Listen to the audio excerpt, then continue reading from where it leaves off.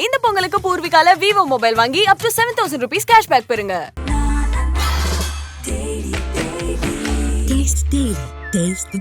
மூச்சு திணறல், மூச்சு இழைப்பு, குரட்டையால் அவதியா, நுரையீரலை ஆரோக்கியமானதாக்கி எளிதாக சுவாசித்திடுங்கள். தங்கம் 24x7 ஆஸ்துமா சிகிச்சை நாமக்கல் மற்றும் கான்பூர்.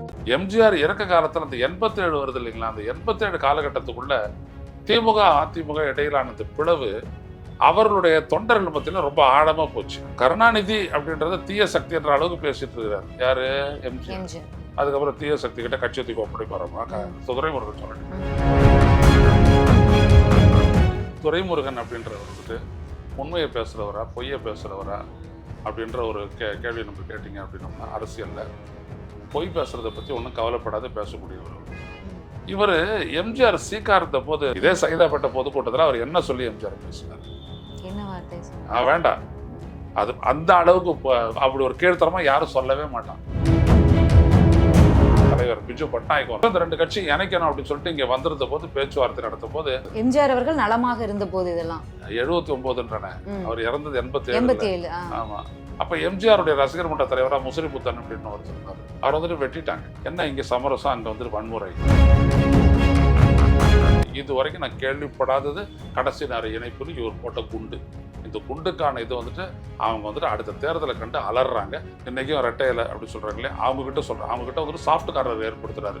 கலைஞரை பத்தியும் எம்ஜிஆரை பத்தியும் மதிப்புமிக்க வார்த்தையால் இவர் எம்ஜிஆரை போற்றியது இல்லை. நான் கேட்குறேன், இப்போ சென்னையில் வந்துட்டு தண்ணி எங்கே பார்த்தாலும் தேங்குச்சு. மழை பெய்யும், சாதாரண மழை தான், அதுக்கு தேங்குச்சு. அதுக்கே வந்துட்டு பம்பு செட் அதெல்லாம் கொண்டாங்க. யாரை வச்சு ஸ்டாலின் எல்லாத்தையும் பண்ணார்? கவுன்சிலர்களாக நின்னாங்க, எம்எல்ஏக்களாக நின்னாங்க. அப்போ என்னது அதிகாரிகள் ஆட்சி இல்லாத வேற என்ன? நீங்கள் பெரியாரை பற்றி பேசுகிறீங்க, உங்களுடைய ஆட்சி ஒரு பியோர் ஊழலற்ற ஆட்சி நீங்கள் உங்களால் சொல்ல முடியுமா? மக்கள் நலன் சார்ந்து இந்த 2 கட்சிகளும் இயங்கியது இல்லை, இல்லவே இல்லை. யாராவது டிஸ்பியூட் பண்ணட்டும், நான் தயாராக இருக்கேன். கிங் டிவி நேயர்களுக்கு வணக்கம். நம்ம நிகழ்ச்சியில சிறப்பு விருந்தினராக மூத்த பத்திரிகையாளர், அரசியல் விமர்சகர் ஐயநாதன் சார் இணைந்திருக்கிறார். பேசலாம். வணக்கம் சார். வணக்கம். எப்படி இருக்கீங்க சார்? நல்லா இருக்கேன். ஓகே. ஐயநாதன் சார்னு சொல்லலாமா இல்ல தாவிகா ஐயநாதன் சார்னு சொல்லலாமா அப்படிங்கிற டவுட் இருந்துட்டே இருக்கு. இல்ல, தாவேகானுடைய ஆதரவாளன், எந்த இதுவும் இல்லை. ஓகே, அப்படி சொல்லிக்கலாம். அதனால ஒண்ணுமே இல்லை. சரி சார். ஓகே. பேட்டி ஒரு சேனல்ல திமுக பொதுச் செயலாளர் துரைமுருகன் சார் ஒரு பேட்டி கொடுத்திருந்தாரு. அது வந்து தொடர்ந்து பேசுபொருளாக இருக்கு. எம்ஜிஆர் கலைஞர் அவர்களுக்கான உறவு, எம்ஜிஆரால் நான் வந்து படிக்க வைக்கப்பட்டேன், வளர்க்கப்பட்டேன், எம்ஜிஆர் கலைஞர் கைகளில் தான் நான் வந்து உருவாக்கப்பட்டேன் அப்படிங்கிறதெல்லாம் அவர் நிறைய சொல்லியிருக்காரு. கடைசியில் பேசும்போது வந்து சொல்லியிருக்காரு, எம்ஜிஆர் வந்து திமுகவோடு அதிமுகவை இணைத்து கொள்ள முயற்சி செய்தார், அதற்குள்ள வந்து அவர் இறந்துட்டார் அப்படிங்கிற ஒரு வார்த்தையை பயன்படுத்தியிருக்காரு. இது உண்மையா நடந்ததா? இதுதான் உண்மையா நடந்துச்சா? அந்த பேச்சுவார்த்தை இணைப்பு முயற்சி நடைபெற்றதா? நிச்சயமா அப்படி ஒண்ணு நடக்கவே இல்லை. 79 நடந்துச்சு. 79 நடந்த விடயத்தை சொல்லிட்டு அதுக்கப்புறம் நம்ம வந்துட்டு 87க்கு வருவோம். 87 இறுதியில டிசம்பர் 24 எம்ஜிஆர் அவர்கள் மறைந்தார். அப்போ 79 நடந்தது என்னன்னா, அப்போ வந்துட்டு இன்னைக்கு பிஜு ஜனதா தள் அப்படின்ற ஒரு கட்சி இருக்கு இல்லைங்களா, ஒரிசா மாநிலத்தில் இன்னைக்கு அது எதிர்கட்சி, இது வரைக்கும் ஆளுங்கட்சி. நவீன் பட்நாயக் தலைமையில் அந்த முதலமைச்சராக இருந்தார். அவங்க அப்பா பேர் வந்துட்டு பிஜு பட்நாயக்.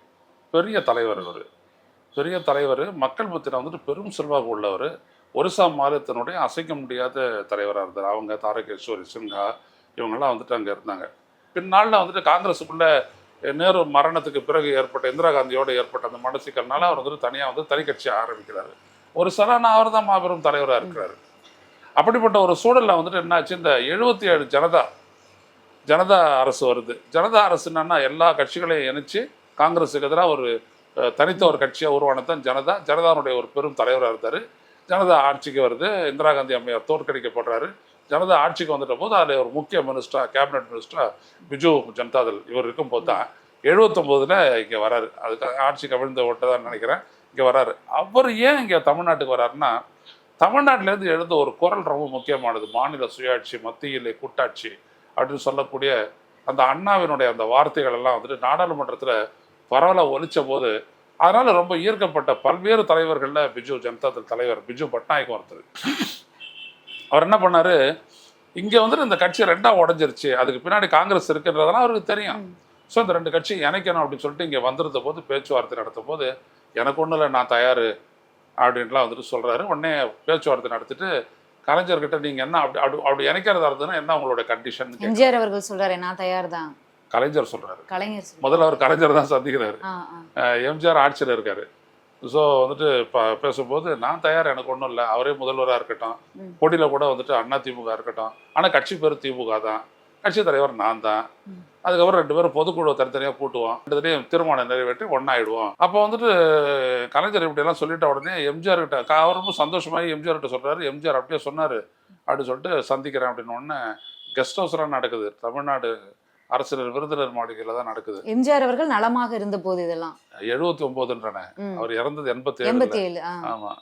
அதனால அப்போ ஒரு 2 பேரும் சந்திச்சு பேசும்போது அவர் முதல்ல கேட்ட கேள்வி இதெல்லாம் நான் இதெல்லாம் நீங்கள் சொன்னதாக சொல்கிறாரு, இதெல்லாம் உண்மையா அப்படின்னோன்னா ஆமாம் அப்படின்னு இருக்காரு கலைஞர். அப்போது அதுக்கப்புறம் வந்துட்டு சரி அப்படின்னு சொல்லிட்டு எம்ஜிஆர் போயிட்டதாகவும், அதுக்கப்புறம் பார்த்தீங்க அப்படின்னோம்னா மறுநாள் வேலூர் அந்த பொதுக்கூட்டத்தில் பார்த்தோம்னா கலைஞர் திமுகவையும் பயங்கரமாக அட்டாக் பண்ணி அதிமுக பொதுக்கூட்டத்தில் பேசப்பட்டதாகவும் சொல்லி அந்த அந்த அந்த பேச்சுவார்த்தையை முறிஞ்சதுன்னு எனக்கு தெரியவே இல்லைன்னு கலைஞர் வந்துட்டு நெஞ்சுக்கு ரீதி புத்தகத்தில் எழுதியிருக்காரு. இது இப்படி வருது. ஆனால் நான் என்ன பண்ணேன், இது தெரிஞ்சிட்ட உடனே எம்ஜிஆரோட ரொம்ப நெருக்கமாக இருந்தவர் சிலர்லாம் இருக்காங்க. உதாரணத்துக்கு ஐயா புலமைப்பித்தன், கவிஞர் புலமைப்பித்தன், அவர் என்னோட பள்ளி ஆசிரியர். அதுக்கப்புறம் ஈழ விடுதலை பிரச்சனை எல்லாவற்றுக்கும் வந்துட்டு நான் அவரோட தொடர்புலேயே இருப்பேன். அவர் ரொம்ப என்னை நேசிப்பார். நாங்கள்லாம் ஒன்றா இருந்தோம். தலைவர் புலமைப்பித்தன், இப்படி எல்லாம் இருந்தேன் ஒரு இடம். இன்னொரு பக்கத்தில் பார்த்தோம் அப்படின்னோம்னா உங்ககிட்ட தான் முதல்ல சொல்கிறேன், 3 முறை எம்எல்ஏவாக இருந்த திரு சமரசம் அவர்கள், மூத்த அரசியல்வாதி, இன்றைக்கி இருக்கார், நல்லா இருக்கார் ஐயா. அவர் வந்துட்டு 77, 80, 87 காவேரிப்பட்டினம் தொகுதியில் தொடர்ந்து ஜெயிச்சவர் அதிமுக சார்பாக. சரி, ஜெயலலிதா வந்ததுக்கு பிறகு கூட எம்எல்ஏ சீட்டுக்கு தரேன்னாங்க, அவர் வேணாமான்ட்டார். நான் அவரோட பேசியிருக்கேன், அடிக்கடி நான் பேசுவோம். நான் கேட்டேன், இது மட்டும்தான் மைய காரணமா, என்ன நடந்துச்சு, ஏன் அந்த மாதிரி வேலூரில் எதிர்த்து பேசுகிறீங்க அப்படின்ற மாதிரி கேட்டபோது, இல்லை ஐயா அது அப்படி நடக்கலை, நடந்தது என்னன்னா இங்கே பேச்சுவார்த்தை நடக்கும் போதே அப்போ எம்ஜிஆருடைய ரசிகர் மன்ற தலைவராக முசிறிபுத்தன் அப்படின்னு ஒருத்தர் இருந்தார். அவர் வந்துட்டு மாற்றுத்திறனாளி, அவர் வந்துட்டு வெட்டிட்டாங்க. அந்த செய்தி வருது எம்ஜிஆருக்கு. டக்கர் கட் பண்ணிட்டு என்ன இங்கே சமரசம், அங்கே வந்துட்டு வன்முறை அப்படின்னு சொல்லிட்டு வெளியேறியிருக்காரு. இதான் நடந்துச்சு, வேற எதுவுமே கிடையாது, இது ஒன்று தான் நடந்துச்சு. இது இங்கே மட்டும் முஸ்லிபுத்தன் தாக்கப்பட்டதா சொல்கிறாங்க, நம்ம பல்வேறுபட்ட இடத்துலையும் அதிமுக தொண்டர்கள் தாக்கப்பட்ட மாதிரி ஒரு மோதல் இருந்துச்சு அப்படின்ற மாதிரி அவர் சொல்கிறாரு. திமுக ஆதரவாளர்கள் திமுக. ஆமாம். ஸோ அதுதான் வெளியேறிட்டார் எம்ஜிஆர். அதுக்கப்புறம் எதுவுமே நடக்கலை, அதுக்கப்புறம் ஒன்றுமே நடக்கலை அப்படின்னு சொல்கிறாரு. ஏன்னா இவர் வந்துட்டு எப்படின்னா எம்ஜிஆரோட ரொம்ப வந்துட்டு நெருக்கமாக இருந்தவர். எந்த அளவுக்கு நெருக்கம்னா எம்ஜிஆர் ஏதாவது நடைமுறைப்படுத்தணும்னு சொல்லும்போது இவர் அண்ணன் தான் சொல்லுவார் எம்ஜிஆர். இவர் உட்காந்துட்டு சொல்லுண்ணே அப்படிலாம் கேட்பாரு. இவர் சொல்லுவார் நான் அப்படி பண்ண போகிறேன் அப்படின்னு. அப்படியே அண்ணன் அப்படி. இவர் வந்துட்டு ரொம்ப ஆழமான சிந்தனாவாதி. இது சமரசத்தை பற்றி நிறைய பேருக்கு தெரியாது. அவர் சின்ன பொழுதுல இருந்தபோது ஒரு மாதம் அவர் வந்துட்டு பசுமன் முத்துராமலிங்க தேவரோட வந்துட்டு அவருடைய காப்பாளராக இவர் இருக்கிறாரு. அவருக்கு தேவையானதெல்லாம் செஞ்சுக்கிட்டு அப்படிலாம் இருந்திருக்கிறாரு. ஸோ அரசியலில் வந்துட்டு ரொம்ப ஆழமாக சீர்திருத்த கருத்துக்களில், தந்தை பெரியாருடைய சீர்திருத்த கருத்துக்கள்லாம் ரொம்ப ஆழமான ஒரு நபராக வந்துட்டு அரசியல்வாதியாக இருந்தார் சமரசம் அண்ணன். நான் அவர் அண்ணன் தான் சொல்லுவேன். அவர் சமரசம் அண்ணன் என்ன பண்ணணும், அப்போ அவர் பார்த்தீங்க அப்படின்னோம்னா அவருக்கு சமரசம்னு பேர் வச்சதே வந்துட்டு பார்த்தீங்க அப்படின்னோம்னா அண்ணா தான் வச்சார். ஏன்னா சாதி ஒழிப்பு அப்படின்றதெல்லாம் வந்துட்டு அண்ணன் இவர் பேசுகிற பேச்சு கேட்டு அண்ணா மயங்கி நீ தான் வந்துட்டு சமரசம் அப்படின்னு சொல்லிட்டு அவரோட பேர் ஒரிஜினல் பேர் யாருக்குமே தெரியாது, சமரசம்னு வச்சுட்டாரு அவருக்கு. அப்படியேப்பட்ட அவர் சொல்கிறாரு. அது மாதிரி கடைசி நேரத்தில் இவங்கெல்லாம் வந்துட்டு ரொம்ப அணுக்க எம்ஜிஆருடைய தொண்டர்கள் அவங்கெல்லாம் கூட இருந்தாங்க. இது ஒன்று. ரெண்டாவது, நான் திரு புலமைப்பித்தன் அவர்களோட சந்தித்து பேசும்போது அவரோட கடைசி நாள், அவர் மறுநாள் ஏர்லி மார்னிங் இறந்துடுறாரு. முன்னாள் வந்துட்டு சந்தித்த ஒரு ஆள் வந்துட்டு புலவர் புலமைப்பித்தன். அப்போ வந்துட்டு அவர் தனக்கு கூடவே இருந்த பலருக்கு உதவலையே அப்படின்ற ஒரு கவலையில் எம்ஜிஆர் வெளிப்படுத்துகிறார். அதில் நான் ஒன்றும் செய்யாதானே போகிறேன்ற மாதிரி ஒரு வார்த்தையோடு சொல்லிட்டு இருக்காரு. இவர் அழுதுட்டுருக்காரு. யார்? புலமைப்பித்தன். இவர் அழுவ அவர் அழுவ அப்படிலாம் ஆகி போச்சு. நீங்கள் என்ன இப்படிலாம் பண்ணுறீங்க, நீங்கள் எனக்கு என்ன தரல, நீங்கள் புலமைப்பித்தன்னு ஒரு ஆளை நீங்கள் அடையாளப்படுத்திருக்கிறதுக்கு காரணம் நீங்கள் தானே, அவரை நீங்கள் இதுக்கு மேலே என்ன செய்யணும் இப்படிலாம் சொல்லியிருக்காரு. இல்லை நீ என்ன நாளைக்கு வந்து பாரு அப்படிலாம் சொல்லிட்டு இது பண்ணியிருக்காரு. பிரிஞ்சிருக்கிறாரு. மறுநாள் காத்திர சந்திக்க முடியல, இறந்துட்டாருன்றாங்க. அவர் இந்த சந்திப்பை பற்றி சொல்லும்போது ஒரு வார்த்தை கூட இதை பற்றி சொன்னதே இல்லை.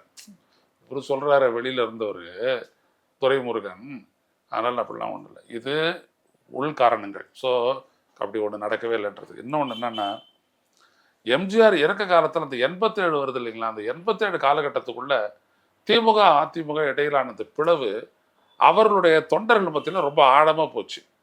ரொம்ப விலைக்கு போயிட்டாங்க, எதிரின்ற அளவுக்கெல்லாம் விலைக்கு போயிட்டாங்க. நடுவில் நிறைய இன்சிடென்சஸ் எல்லாம் நடந்துச்சு, ஆனால் நான் கோட் பண்ண தயாராக இல்லை, வேண்டாம். அப்போ என்ன ஆயிடுச்சு, கருணாநிதி அப்படின்றத தீய சக்தி என்ற அளவுக்கு பேசிட்டு இருக்கிறார் யாரு, எம்ஜிஆர். அதுக்கப்புறம் தீய சக்தி கிட்ட கட்சியத்துக்கு ஒப்படைப்பாராமா துரைமுருகன் சொல்லிட்டு. இடையில எவ்வளவோ அதனால தான் இது ஒன்று சொன்னேன். இது மட்டும் இல்லை, இந்த துரைமுருகன் எம்ஜிஆர் நான் படித்தேன் எல்லாம் பண்ணாரு, அது வேற. அவர் கலைஞர் தலைவராக ஏற்றுக்கலாம், அதெல்லாம் வேற. அதெல்லாம் எம்ஜிஆர் ஒத்துக்கிட்டார், அதெல்லாம் பற்றி ஒன்றும் பிரச்சனை இல்லை. இவர் எம்ஜிஆர் சீக்கா இருந்த போது அங்கே புரூக்லைன் அமெரிக்க மருத்துவமனையில் இது பண்ண போது, அப்போ இங்கே 84 பொது தேர்தல் நடக்குது. அப்போ இவர் எம்ஜிஆர் என்ன பேசுனாரு, எம்ஜிஆருக்கு ஒரு அடைமொழி கொடுத்தே பேசினார். நான் இன்னமும் அந்த வார்த்தையை நான் சொல்லாத இருக்கிறேன். இதே சைதாப்பேட்டை பொதுக்கூட்டத்தில் அவர் என்ன சொல்லி எம்ஜிஆர் பேசினார், என்ன வார்த்தை வேண்டாம். அது அந்த அளவுக்கு அப்படி ஒரு கீழ்த்தரமா யாரும் சொல்லவே மாட்டான். தன்னுடைய எதிரியை கூட அந்த மாதிரி அவன் சொல்ல மாட்டான். அந்த மாதிரி வந்துட்டு சொல்லி பேசி சிரிக்க வைக்கிறார் இவர், சிரிக்க வைக்கிறார் இவர். அப்போ இதெல்லாம் கேட்டுட்டு இருந்த அதிமுக தொண்டை வந்துட்டு ஒத்துக்குருவானா, இல்லை இதெல்லாம் தெரிஞ்ச எம்ஜிஆர் தான் ஒத்துக்குருவாரு. அவர் ஏதோ அதாவது இதெல்லாம் என்ன அப்படின்னோம்னா, குழம்பிய கோட்டையில் மீன் பிடிக்கிறதுன்ற மாதிரி இப்போ வந்துட்டு அவங்களுக்கு வந்துட்டு தேவைப்படுது. இப்போ விஜய் அரசியல் அறிவிப்பு தான் வந்துட்டு இவருக்குள்ள ஏற்படுத்திய பதட்டம் என்னன்னா, ஒரு கோடி வாக்குகள் வந்துட்டு அப்படியே வந்துட்டு ஒரு பல்வேறு கட்சிகள் வந்துட்டு அப்படியே விஜய்க்கு போயிடுது கன்சர்வேட்டடா. இதில் ஏற்படக்கூடிய பாதிப்பு எப்படி சரி கட்டுறதுன்றது தான் எல்லா இடத்துலையும் ஒரு குடும்பம் சண்டை நடக்குது. பேட்டை முழுக்கவே திமுகவில் இருக்கார் கலைஞர் தலைவர், கலைஞரோட பயணிச்சவர் தான் இவர் நீண்ட நெடிய காலம். இந்த பேட்டி முழுக்க பார்த்தீங்கன்னா எம்ஜிஆர் அவர்களை தான் பேசியிருக்காரு. எம்ஜிஆரால் வளர்க்கப்பட்டேன், எம்ஜிஆரால் கொட்டப்பட்டேன், எம்ஜிஆர் என்ன திட்டினார், எம்ஜிஆர் என் கல்யாணத்துக்கு இப்படியாச்சு தனியுமா அப்படின்னு ஃபுல்லாக எம்ஜிஆரை பற்றி தான் பேசியிருக்காரு. அப்போது அண்ணா திமுக தொண்டர்கள் வந்து இன்னைக்கு குழப்பத்தில் இருக்காங்கன்றது எல்லாத்துக்கும் தெரிஞ்ச விஷயம் தான். அதை ஈர்ப்பதற்கு எல்லா கட்சிகளும் சிறிய கட்சிகள் முயற்சிக்கின்றன. அதே வேலையை தான் இவரும் பண்ணுவதற்காக தான் இந்த பேட்டியா. அதோட சேர்ந்து விஜயனால ஏற்படுத்த டென்ட் ஓட்டை, அதுதான் காரணம். இன்னைக்கு சொட்டையான கட்சி தான் அந்த திமுகன்றது. ஒன்றும் பெருசு ஒரு பெரிய ஒரு கொள்கை கூட்டம் கூடாரம் அப்படிலாம் சொல்றதுக்கெல்லாம் ஒன்றும் இல்லை. நான் வேற நான் என்ன கேட்குறேன்னா, இவ்வளவு சொல்றீங்களே, எம்ஜிஆர் இறக்கும் வரை இவருடைய பேச்சை கேட்காதவனே கிடையாது தமிழ்நாட்டில். இவர் அது சொல்லும் போது எப்படி சொல்றாரு அப்படின்னோம்னா, இது இவர் அது ஏன்னா இவங்களாம் பேசியே வரலாற்று சொல்றவங்க இவங்களாம். இப்போ எப்படி கலைஞர்னு பேரை வச்சு கலைஞர் தான் அப்படின்ற மாதிரி செய்கிறாங்கல்ல, அந்த மாதிரி இவரெல்லாம் பேசி அப்போ அங்கே இருந்தபோது எம்ஜிஆருக்கு வந்துட்டு அந்த சாப்பிட்ற காட்சி ஒரு வீடியோவை வெளியிட்டாரு. எம்ஜிஆர் நல்லா இருக்கிறாரு அப்படின்றதுக்காக வந்துட்டு வீரப்பன் வந்துட்டு ஒரு இது போட்டுறாரு, ஆரம் வீரப்பன். அதையே இவர் கிரிட்டிசைஸ் பண்ணி பேசுறாரு. சங்கடமான பேச்சு. அதெல்லாம் எப்படி அதிமுக தொண்டை திமுக அதனுடைய தலைமையை ஏற்றுக்குவான். அதனால் இதெல்லாம் எதுவுமே நடவாத காரியம், நடந்ததும் கிடையாது, பேசப்பட்டதும் கிடையாது, ஒருபோதும் விட்டு தந்ததும் கிடையாது. அதுக்குள்ளே அதிமுக வந்துட்டு ஒரு கன்சாலிடேட்டட் பார்ட்டியாக போயிடுச்சு. 79னா 77 ஆட்சிக்கு வந்தாங்க. 79 போது எம்ஜிஆருக்கு ஒரு வேளை அப்படி ஒரு இன்க்ளினேஷன் இருந்திருக்கலாம். நம்ம இங்கே ஒன்று கவனிக்கணும், எம்ஜிஆருடைய கட்சி வந்துட்டு அனைத்து இந்திய அண்ணா திராவிட முன்னேற்ற கழகத்தை அப்படி ஒரு கட்சி ஆரம்பிக்கலான்ற ஒரு ஐடியா எம்ஜிஆர் கிட்ட பிறந்ததில்லை, தொண்டர்கள்கிட்ட பிறந்து திணிக்கப்பட்டது எம்ஜிஆர் மேலே. நாம் ஒரு கட்சியாக போகலாம், கருணாநிதி எதிர்க்கலாம் அப்படின்னு ஒரு கருணாநிதி எதிர்ப்பு கட்சி தான் அது. ஸோ அவருடைய தொண்டர்களால் உருவாக்கப்பட்டது, தொண்டர்களால் இதை செய்ய முடியாது. அதனால தான் அவருடைய கட்சியினுடைய பைலாஸில் பார்த்தீங்கன்னா தொண்டர்கள் போட்டார் அப்படி. ஏன்னா பொதுக்குழுவை வச்சு ஒரு கருணாநிதி க்ளோஸ் பண்ணார். அப்படி ஒரு நிலவு தன்னுடைய கட்சிக்குள்ள ஏற்படக்கூடாது அப்படின்றதுக்காக தான். அப்புறம் இந்த ஓபிஎஸ் எல்லாத்தையும் மாற்றிக்கிட்டு மறுபடியும் பொதுக்குழு எடுத்துக்கிட்டு வச்சுட்டு அதுக்கு கூத்தடிக்குதுங்க, அதுங்க விட்டுருங்க. சரி, தொடர்ந்து எம்ஜிஆர் அவர்களை பற்றி பேசியிருக்காரு. அதில் ஒவ்வொன்றா நம்ம போனோம்னா, நீ வந்துரு என் கூட, நீ என் கூட தான் இருக்கணும் அப்படின்னு சொல்லி பேசியதாகவும், சட்டத்துறை நீ வச்சுக்கோ அப்படின்னு சொல்லும்போது, நீ இன்னைக்கு என்ன பண்ணுறேன்னா சட்டமன்றத்தில் என்னோட சேர்ல போய் நீ அமரு, மற்றதை நான் வந்து பேசிக்கிறேன் அப்படின்ற மாதிரி பேசினாரு அப்படின்னு. அதோடு சேர்த்து சொன்ன ஒரு வரி தான், எனக்கு நம்பிக்கை யாருமே இங்கே இல்லை அப்படிங்கிற ஒரு வார்த்தையை எம்ஜிஆர் அவர்கள் சொன்னதாக துரைமுருகன் அவர்கள் சொல்லியிருக்காரு. இது உண்மையா? இல்லை, அதுக்கான பாசிபிலிட்டி அப்படின்றது வந்துட்டு ரொம்ப ரொம்ப கம்மி. ஏன்னு கேட்டிங்கன்னா, எம்ஜிஆரோட பார்த்தீங்கன்னா ராசாராம் இருக்கிறாரு. இல்ல எதுக்கான இல்ல பாசிபிலிட்டிஸ்? இல்ல நம்பிக்கையானவங்க இல்லையா இல்ல துரைமுருகன் அழைத்தத? எனக்கு நம்பிக்கையானவங்க என் கட்சியில இல்லைன்னு சொல்றாங்களே, அதெல்லாம் ரொம்ப ரொம்ப நிறைய பேர் எம்ஜிஆருடைய பக்தர்கள், விசுவாசிகள், இப்படிதான் அது அவருடைய கட்சியில் எல்லாருமே இருந்தாங்க. பெரிய தலைவர்கள் தவிர மற்றவர்கள்லாம் அப்படிதான் இருந்தாங்க. அதனால எம்ஜிஆருக்கு வந்துட்டு ட்ரஸ்ட் டெபிசிட்ன்றதே இல்லை. அது வேணா கலைஞர்கிட்ட இருந்தது அப்படின்னு வேணா கூட சொல்லலாம். யாரையும் நம்ப மாட்டார் அவரு அப்படிலாம். அது எம்ஜிஆர்கிட்ட அந்த மாதிரிலாம் வந்துட்டு இருந்ததா வந்துட்டு சொல்லவே முடியாது. அந்த மாதிரியான ஒரு நபராக தான் எம்ஜிஆர் இருந்தார். ஸோ அப்போ இங்கே என்ன அப்படின்னா, இவர் சொல்லக்கூடிய விஷயங்கள்லாம் வந்துட்டு நான் dead man speak no tale அப்படின்ற ஒரு வார்த்தையை வந்துட்டு கோர்ட் பார்லன்ஸில் சொல்லுவாங்க, லீகல் பார்லன்ஸில் சொல்லுவாங்க. செத்தான் வந்துட்டு கதை சொல்ல போகிறதில்ல அப்படின்றது. அதனால் நீ என்ன வேணாலும் சொல்லிக்கணும். அது இவரு ஒரு வழக்கறிஞர், அதனால் அவர் நிறைய கதை விட்டுறாரு. இவ்வளோதான், இதை தாண்டி எதுவுமே கிடையாது. முதல்ல துரைமுருகன் அப்படின்றவர் வந்துட்டு உண்மையை பேசுகிறவரா பொய்யை பேசுகிறவரா அப்படின்ற ஒரு கேள்வி நம்ம கேட்டிங்க அப்படின்னோம்னா, அரசியலில் பொய் பேசுகிறத பற்றி ஒன்றும் கவலைப்படாத பேசக்கூடியவர் அவர். என்னை பொறுத்த வரைக்கும் அவர் அப்படிதான். ரெண்டாவது விஷயம், ஒரு பொறுப்போட பதில் சொல்லக்கூடியவராக இருந்தானா ரொம்ப எவேசிவாக எதையும் பேசக்கூடியவர், மேம்போக்க அப்படி தன்னாட்டம். ரொம்ப நாளாவே அப்படிதான் இருக்காரு அவரு. அப்படிதான் இருக்காரு, அப்படிதான் பேசுவார் அவரு. ஒரு சட்டப்பேரவை நடவடிக்கைகள்லாம் அவர் எப்படி பேசினார் அப்படின்றதுலாம் தெரியும். அதனால அவருடைய கருத்துக்கு அவ்வளோ பெரிய முக்கியத்துவம் கொடுத்து இப்படிதான் நடந்திருக்கும் அப்படின்னு சொல்றதுக்கு ஒண்ணுமே கிடையாது.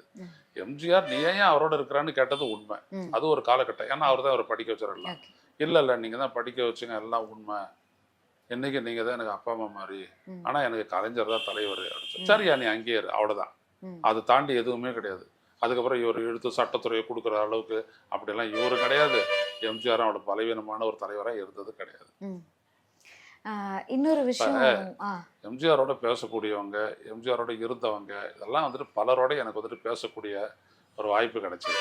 பொதுவாக நல்ல வாய்ப்பெல்லாம் கிடைச்சிது. அதனால இவர் சொல்றதுலாம் என்ன, நம்மளும் வந்துட்டு அப்போ அரசியலில் வந்துட்டு நான் பழைய காங்கிரஸில் இருந்தவன், அதுக்கப்புறம் ஜனதா, அதுக்கப்புறம் பின்னாடி திராவிடர் கழகம், விடுதலை புலிகளுடைய ஆதரவாளன், அதுக்கப்புறம் ஐயா பட நெடுமாறனோட சேர்ந்து தமிழர் தேசிய முன்னணி, இப்படி எல்லாம் நான் இருந்திருக்கிறேன். அதனால் எனக்கு தெரியும் யார் யார் என்னென்ன அப்படின்ட்டு. இது வரைக்கும் நான் கேள்விப்படாதது கடைசி நேர இணைப்புன்னு இவர் போட்ட குண்டு.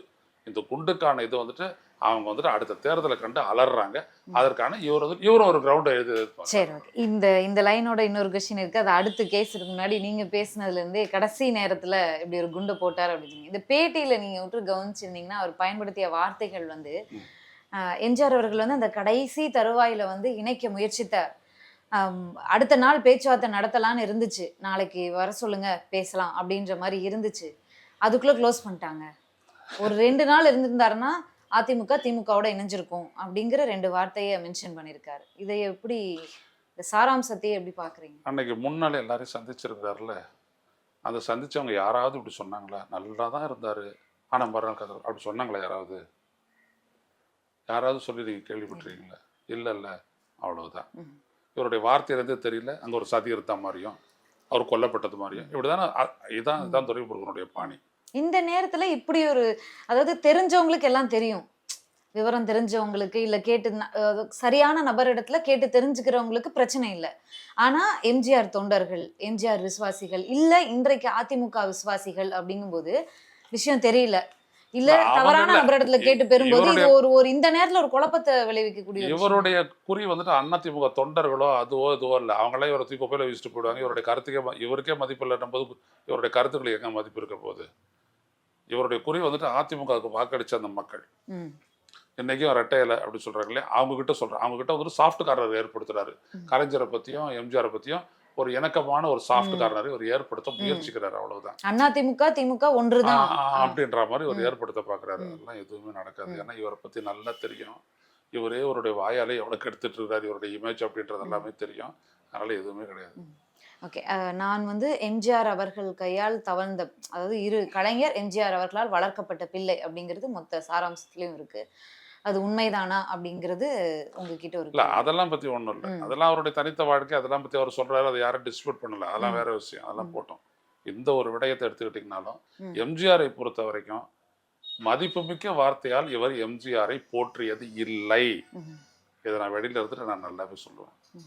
இவர் பேசிய பேச்சுக்கள், எம்ஜிஆர் பற்றி இவர் கொடுத்த வர்ணனைகள், அப்புறம் பட்டப்பெயர்கள், இதெல்லாம் இருக்கு, யாரும் மறக்கலாம் மாட்டாங்க. சரி. எனவே அதனால தான் நீங்கள் சொன்னாங்க இதெல்லாம் ஒரு பெரிய பொய் அப்படின்னு சொல்லிட்டு இது சொன்னாங்க. சரி. அதனால இதெல்லாம் எதுவுமே கிடையாது. ஓகே. திமுகவை பற்றி பேசும்போது நிறைய விஷயங்கள் சொல்லியிருக்காரு. முக்கியமாக ஒன் லைன் என்னென்னா, இன்றைய திமுக ஆட்சி அதிகாரிகள் பிடியில் இருக்கிறதுன்ற மாதிரி ஒரு வார்த்தையை திமுகவினுடைய பொதுச் செயலாளர் பயன்படுத்தியிருக்கிறார். இது நம்ம எப்படி வெளியிலேருந்து யாராவது எதிர்க்கட்சி நபர் சொன்னால் பரவாயில்ல, இல்லை வெளியிலேருந்து விமர்சகர்கள் சொன்னால் பரவாயில்ல, கட்சியினுடைய பொதுச் செயலாளரே இந்த வார்த்தையை சொல்வதை நம்ம எப்படி எடுத்துக்கிறது? என் கையில் ஒன்றுமே இல்லைன்னு எடுத்துக்கிறதா, இல்லை நானே அவங்க கண்ட்ரோலில் தான் இருக்கிறேன்னு எடுத்துக்கிறதா? நான் ஒன்று சொல்லட்டுங்களா, இது வரைக்கும் சொல்லியிருக்க மாட்டேங்க யாருமே. இந்த திமுக ஆட்சி அண்ணாவை தவிர கலைஞராக இருக்கட்டும், எம்ஜிஆராக இருக்கட்டும், ஜெயலலிதாவாக இருக்கட்டும், ஸ்டாலினாக இருக்கட்டும், இது எல்லாமே வந்துட்டு அதிகாரிகள் ராஜ்யம்தான். இவங்க பெருந்தலைவர் காமராஜரை போலவோ அறிஞர் அண்ணாவை போலவோ தாங்கள் என்ன நினைத்து வந்தார்களோ ஆட்சி கட்டில அதை சாதிப்பதற்கு என்ன வழி அப்படின்னு தெரிஞ்சு அந்த வழியை ஏற்படுத்தி சாதிக்கணும் அப்படின்ற நினைப்பு கொண்டவர்கள் கிடையாது. கலைஞர் ஓரளவுக்கு ஓகே அவர் செஞ்சார். மற்ற எல்லாருமே அதிகாரிகளை கேட்டு ஆட்சி செய்கிறவங்க தான் இவங்க. இவங்க பெரிய ஆட்சித்திறன் படைத்தவர்களே அல்லவே அல்ல. இவங்க ஒன்று சொன்னாங்கன்னா அவங்க வேற ஒன்று சொன்னாங்கன்னா ஓ அப்படியா அப்படி கேட்டுட்டு இருக்கிறவங்க தான் இவங்களாம். அதனால் அதிகாரி ராஜ்யங்களும் இப்போ மட்டும் இல்லை. இவர் என்ன பண்ணார்? இவர் மக்கள் அடிச்சு பண்ணார். இவர் துறையில் பிடபிள்யூடியில் இருந்தார், எல்லாம் பண்ணார், மக்கள் அடிச்சா பண்ணார். இப்போ கூட வந்துட்டு மினிஸ்டர் ஃபார் வாட்டர் ரிசோர்ஸஸ் எவ்வளோ ஒதுக்கீடு பண்ணப்பட்டது, எவ்வளோ அதை செயல்படுத்தப்பட்டது சொல்லுவார் இவர். இவங்க யாரை வச்சு பண்ணுறாங்க? நான் கேட்குறேன், இப்போ சென்னையில் வந்துட்டு தண்ணி எங்கே பார்த்தாலும் தேங்கிச்சு. மழை பெய்ச்சு, சாதாரண மழை தான், அதிகபட்சம் 12 சென்டிமீட்டர் மழை தான் பெஞ்சிருந்துச்சு. அதுவும் அந்த ஆவடி இந்த மாதிரி இடங்களில் தான் பெஞ்சிருந்தது. இங்கெல்லாம் 6 சென்டிமீட்டர் எடுத்து அதுக்கு தேங்கிச்சு. அதுக்கே வந்துட்டு பம்பு செட் அதெல்லாம் கொண்டாந்தாங்க. யாரை வச்சு ஸ்டாலின் எல்லாத்தையும் பண்ணார்? கவுன்சிலர்களாக நின்றாங்க, எம்எல்ஏக்களாக நின்றாங்க. அப்போ என்னது அது? அதிகாரிகள் ஆட்சி இல்லாத வேறு என்னது? சரி, ஜெயலலிதா இருந்த போது எப்படி நடந்துச்சு? அப்போது அதிகாரிகள் தான். கொள்ளையடிக்கிறதுக்கு கட்சி, இந்த கட்சி அப்போ வேலை செய்யணும்னா தேர்தல் அப்போ வேலை செய்யும்.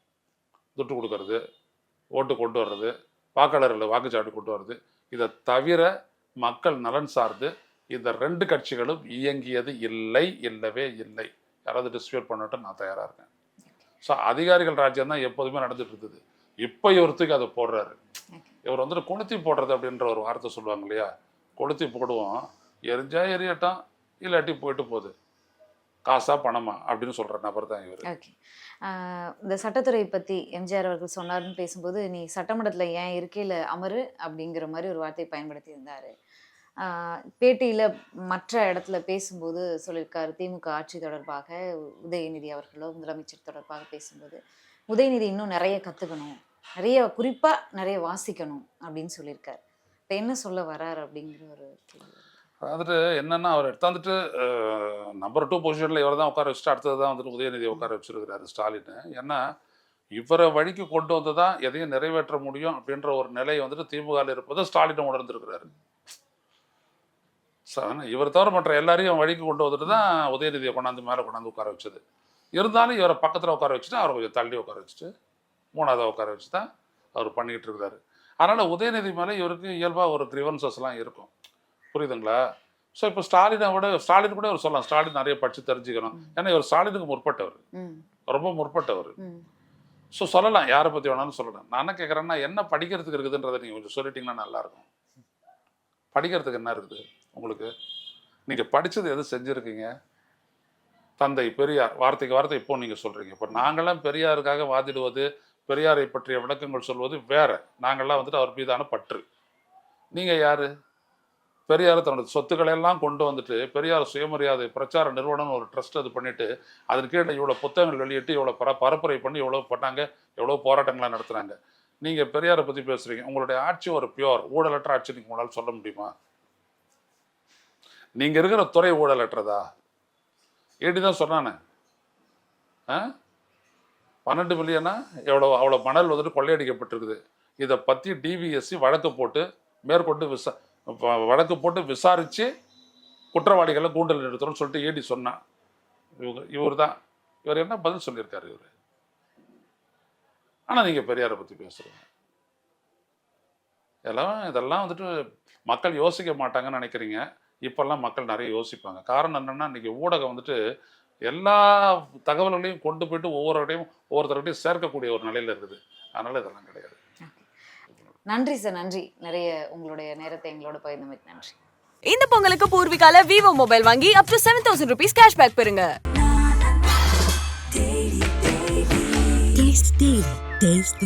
மூச்சு திணறல், மூச்சு இழைப்பு, குரட்டையால் அவதியா, நுரையீரலை ஆரோக்கியமானதாக்கி எளிதாக சுவாசித்திடுங்கள். தங்கம் 24/7 ஆஸ்துமா சிகிச்சை நாமக்கல் மற்றும் கான்பூர்.